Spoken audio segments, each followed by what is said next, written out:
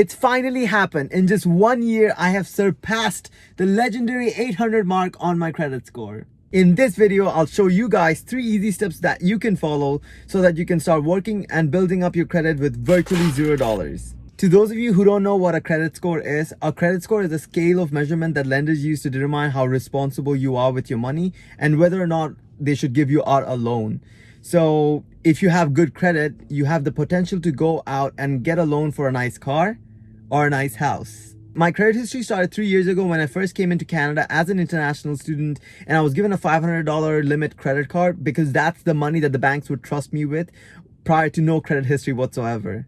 Back then, I knew nothing about credit, and the only guidance that I got was the basic: don't go over your limit, don't overspend, and pay your card off in time. Now, fast forward 2 years of me actually listening to this advice and going nowhere. It kept me shackled to the 600 and 650 credit score mark, and I knew that there was more to credit than that I was aware of. Soon after, just about a year ago, I paid $999 to this internet guru to buy a course that would teach me about credit.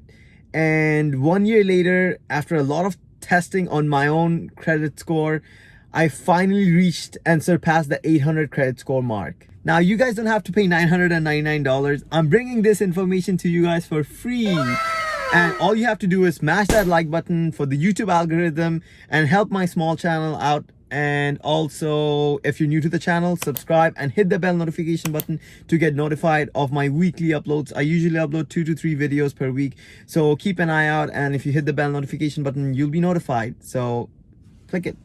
It's right there. It's supposed to be here or here. Everything. Today I stand with 806 credit score, and it's increasing, and it's considered very good credit by most of you, and most importantly, it's considered very good credit by the TransUnion Credit Bureau here in Canada. Now, before I get started on the 3 basic steps, financial disclaimer: these are steps and procedures that I learned and I followed, so it necessarily doesn't mean that it'll work for you. You might not be in that situation right now, so see what you can handle. Just because I'm telling you to go out and get 3 credit cards doesn't mean you should go out and get 3 credit cards unless you have that capacity to handle that amount of money. So definitely do your own research, see what you can handle. You know yourself better than I do you, so definitely do your own research and then proceed.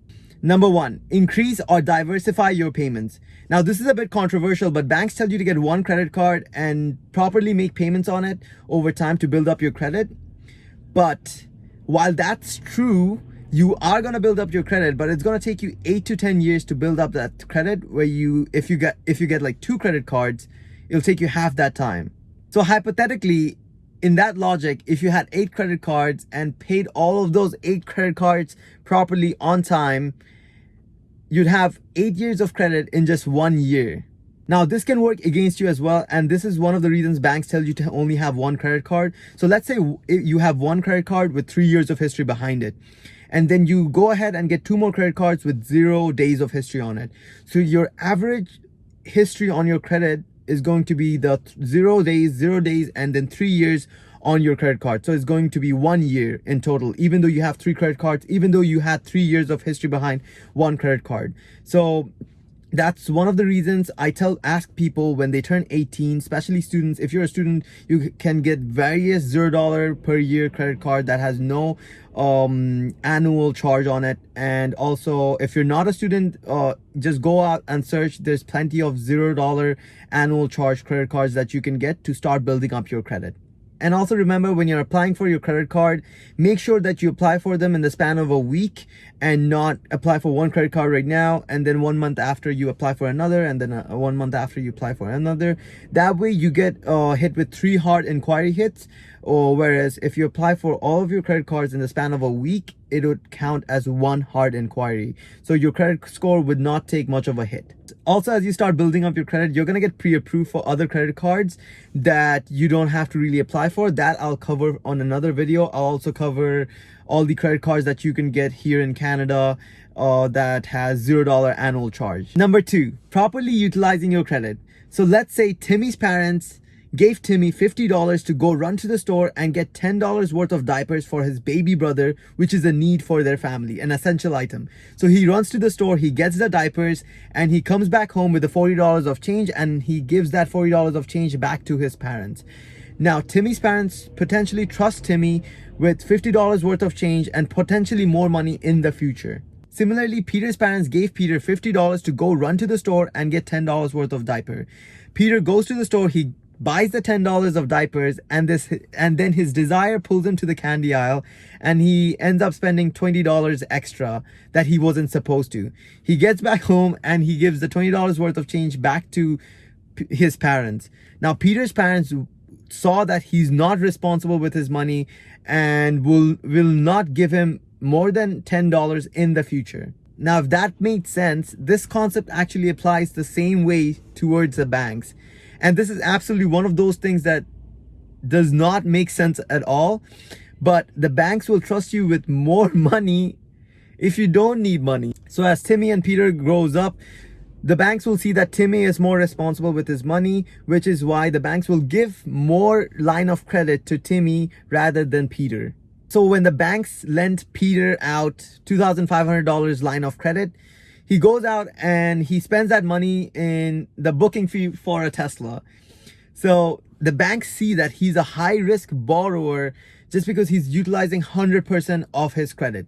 On the other hand, Timmy, who's a low-risk borrower, was given a $25,000 line of credit by his banks. So he goes out and he spends that $2,500 on booking a Tesla.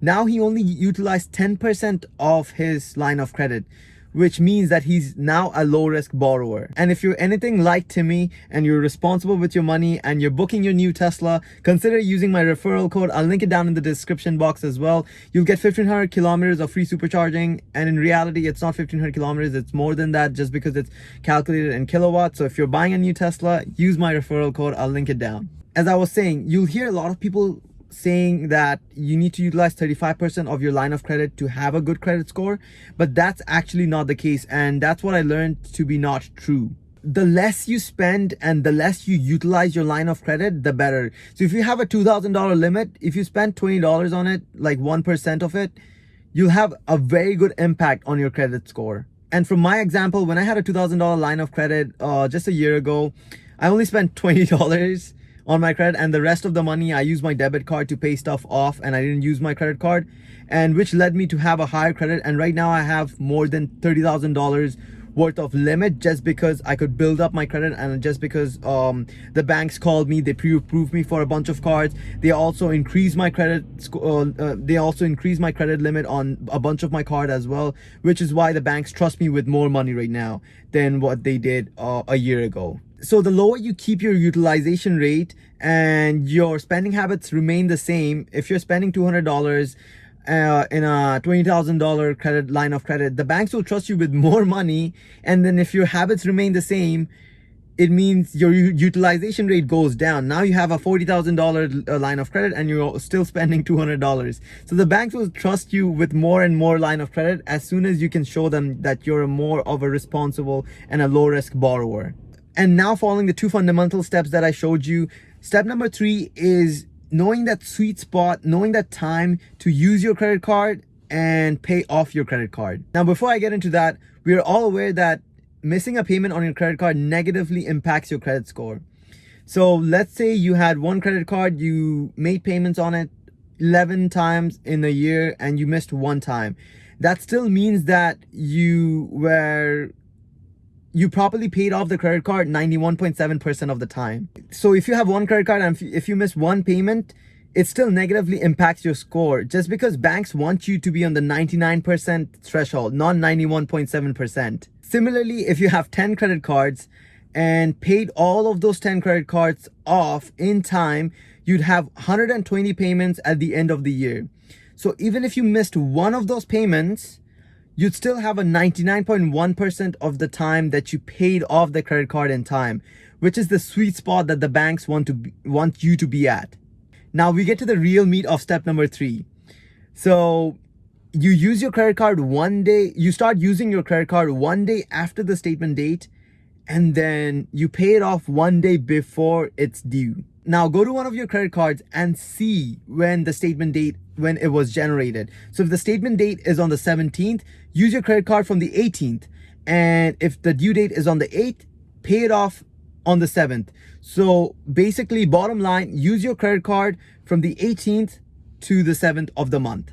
So make a note that's similar to this and know which credit cards in which days you can use and which days you cannot use. So always remember to use it after the statement is generated and pay it off before it's due, and do not use it after the due date until the statement date. So you don't use your credit card in that time and use it before the due date, if that makes sense. These are the fundamental steps that you can follow to get near perfect credit, to surpass that 800 golden mark, and potentially you can go out and get a loan for your dream house, your dream car, or anything you want for that fact. If you show lenders that you are responsible with your money, lenders will be more than willing to do business with you in the future. I hope this information helps you guys out like it did to me. Let me know how it goes for you down in the comment section. And if you guys have more questions, you can reach out to me anytime in any social media platforms as TESLAPEG. And also, if you're new to the channel, consider subscribing and hit that bell notification button as I do future uploads, and also smash that like button for the YouTube algorithm. I hope you have a wonderful rest of the day. Goodbye.